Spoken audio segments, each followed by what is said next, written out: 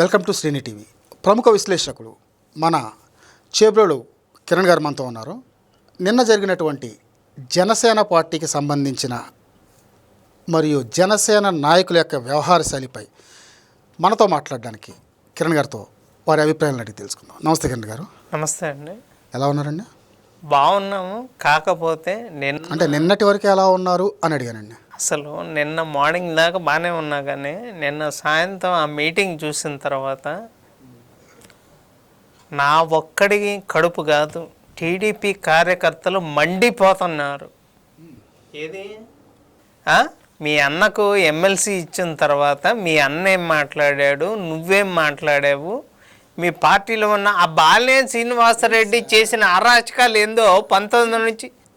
బాలినేని శ్రీనివాసరెడ్డి ఈ రోజు కాదు కదండి, జనసేన పార్టీలోకి వచ్చి ఆల్మోస్ట్ 6 months అయిపోయింది కదా. మీకు అర్థం కావట్లా. మీరు ఈ 6 నెలల గురించి చెప్తున్నారు.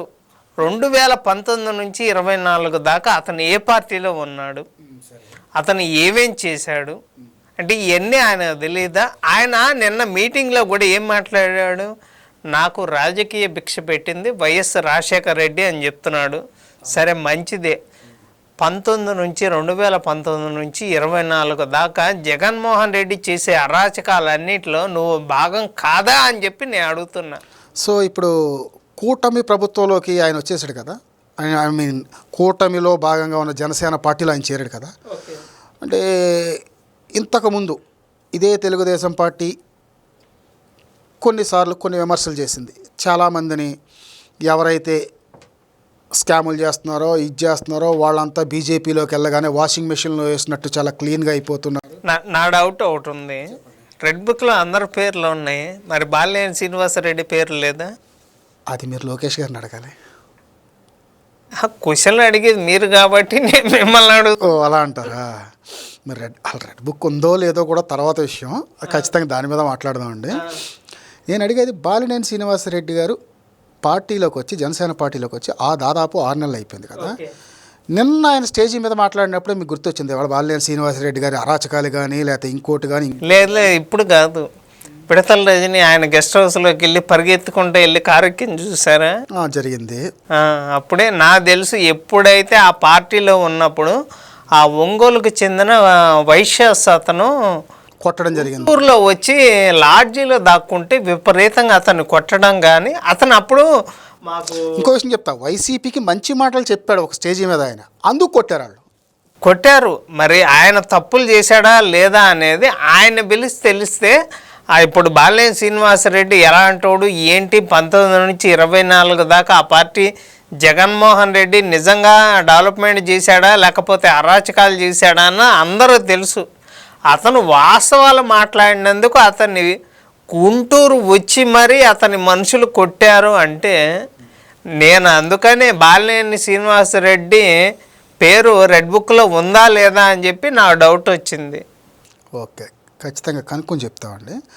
సరే, బాలినేని శ్రీనివాసరెడ్డి గారు మాట్లాడారు నిన్న, ఆ విషయం మీద మీరు మాట్లాడారు. అది పక్కన పెడితే నాదెండ్ల మనోహర్ గారు కూడా మాట్లాడారు కదండి.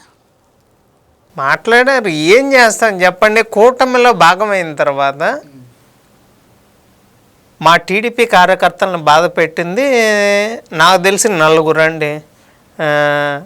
నాదెండ్ల మనోహర్ ఒకళ్ళు, చిరంజీవి ఒకళ్ళు, నాగబాబు ఒకళ్ళు, పవన్ కళ్యాణ్ గారు కూడా మమ్మల్ని బాధ పెట్టారు. సరే, నాగబాబు గారి గురించి మాట్లాడదాం. చిరంజీవి గారు ఏం మాట్లాడారండి? ప్రజారాజ్యమే ఈరోజు జనసేన లాగా మారింది అన్న ఒక్క మాట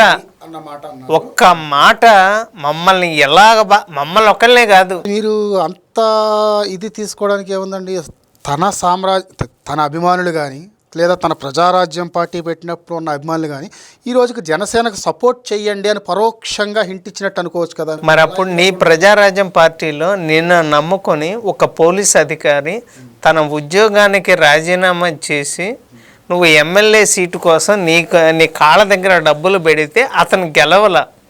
అతను వచ్చి నీ కాళ్ళు పట్టుకుని నాకు ఎట్లాగో గెలవలేదు కదా, నా జాబ్ నాకు ఇవ్వమంటే నువ్వు అసలు పట్టించుకోవాలి. అప్పుడు రాజశేఖర రెడ్డి గారు ఇచ్చారు. నువ్వు మరి అప్పుడు ఆ పార్టీ ప్రజారాజ్యంలో ఉన్న వాళ్ళకి ఇప్పుడు ఏమన్నా జనసేనలో న్యాయం జరిగిద్దా చెప్పండి, మీరు ఏమన్నా జరిగిద్దా? అప్పుడు ఎమ్మెల్యేలుగా కొంతమంది పోటీ చేశారు కదా.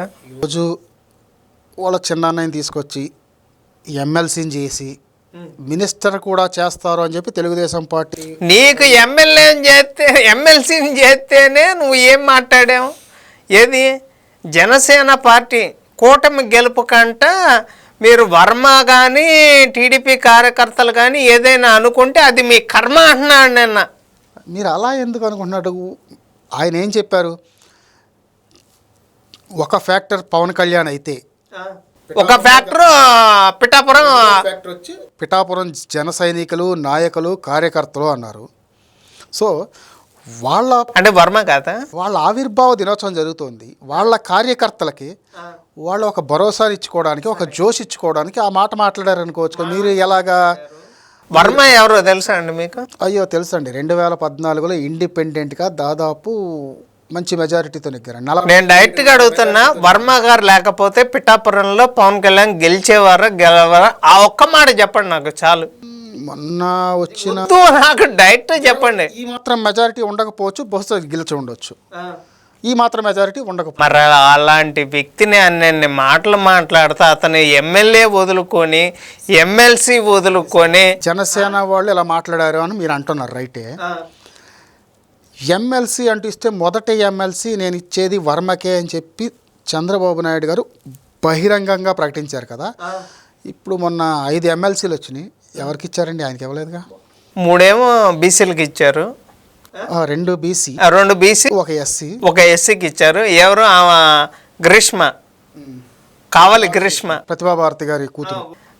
తర్వాత ఒకటి నాగబాబు గారికి, ఒకడేమో మమ్మల్ని బీజేపీలో ఉండి తిడితేనేమో మాకు కమ్మగా సమ్మగా ఉంటుంది వాడు వీర్రాజు గాడికి. మా వైసీపీలో తిడితేనేమో మాకు కోపం మండిద్ది. మాకేమో సోము వీర్రాజు బీజేపీలో ఉండి తిడితే ఎన్నపూస రాసినట్టు ఉంటుంది. అలా అనకండి. ఇప్పుడు మీ కూటమి ప్రభుత్వంలో ఆయన ఒక ఎమ్మెల్సీ. ఈరోజు నాగబాబు గారికి ఒక మినిస్టర్ ఇచ్చినట్టు రేపు పొద్దున ఆయన కూడా మినిస్టర్ ఇస్తే ఏమండి? వర్మలాగా మేమేం సైలెంట్గా ఉండేవాళ్ళం కాదు. వర్మ ఎంత బాధపడుతున్నాడో మాకు తెలుసు. సరే, వర్మ గారికి ఆ రోజు సీట్ ఇవ్వనప్పుడు ఆ రోజు సీట్ వల్ల ఈరోజు ఎమ్మెల్సీ ఎందుకు? సరే, ఆ రోజు సీట్ ఇవ్వనప్పుడు మీరు బాధపడుతున్నారు అన్నారు కదా. ఇదే మీడియాలో కానీ సోషల్ మీడియాలో కానీ ఆ రోజు వర్మకు సంబంధించిన కార్యకర్తలు ఎవరున్నారో, అభిమానులు ఎవరున్నారో వాళ్ళు తెలుగుదేశం పోస్టర్లు చింపేసినప్పుడు ఇదే సోషల్ మీడియాలో వర్మను తిట్టిపోశారు, తెలుసండి అది. అప్పుడు సీట్ ఇవ్వకుండా పవన్ కళ్యాణ్కి సీట్ ఇస్తున్నామని ప్రకటిస్తే మరి ఆయన ఏం చెప్పండి, ఆయన చెప్పుతో ఆయనే కొట్టుకోవాలి. ఈరోజు ఆయన చెప్పుతో ఆయనే కొట్టుకోవాలి. నిజంగా అద్దం ముందు నిలబడి ఆయన చెప్పు తీసుకొని ఈరోజు వీళ్ళు ఇన్ని మాటలు మాట్లాడుతున్నారు అంటే ఎందుకురా నేను పిలిచి పవన్ కళ్యాణ్కి ఎమ్మెల్యే టికెట్ దగ్గరుండి ఆయన నా చేతిలో చేసి నన్ను గెలిపించినా ఓడించినా అంతా మీరే ఆ మాట అన్నారు పవన్ కళ్యాణ్ గారు. ఆ మాట అన్న బాహాటంగానే అన్నారు. అది అందరి ముందు వర్మ గారిని నన్ను నీట ముంచినా పాల ముంచినా నీదే భారం దేవా అన్నట్టు.